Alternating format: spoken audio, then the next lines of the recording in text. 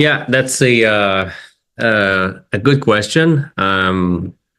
First and foremost, I think that the development activities of such technology has to happen in a place where you have local green hydrogen production and more specifically liquid hydrogen production expertise. And we do have that currently in Canada, 30 minutes away from the research and development facility that I lead under United Bioelectronique. So from a development perspective, I think the next few years, very promising for us. So we do have that local expertise and we can leverage that.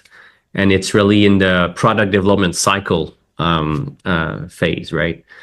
Now, for commercial flights, and when you look at the future infrastructures need, for example, and the hydrogen economy across North America, I mean, I like to stay away from politics, but it's nonetheless, I think when people will appreciate the performance of the technology, the environmental benefit of the technology, and the safety of the technology, and finally, I would say the reduce direct operating cost because the mechanical system is simpler. Fuel cell stack, no moving part, for example.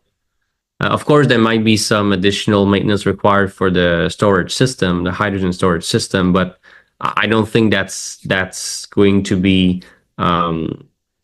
dramatically different from the current maintenance workload that any operators of helicopters are currently um, operating.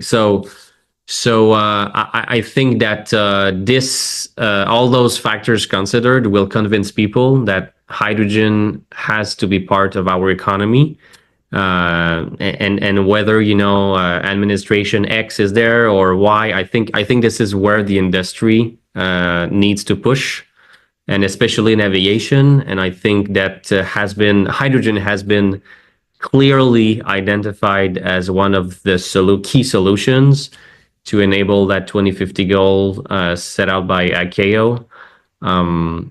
So, we believe that we have a very nice use case that could be a catalyst to demonstrate the benefit of the technology from those various perspectives, and therefore convincing more people to embark the journey, including airport, at scale. So this is how I want to see, or how I like to see it.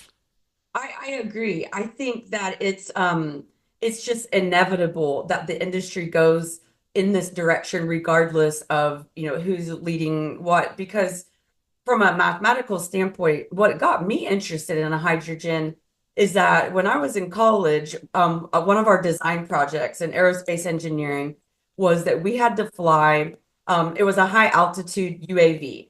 Mhm. And I think now they call them HAPS, high altitude performance systems, but same thing. It's like a kind of like a low Earth satellite sort of thing.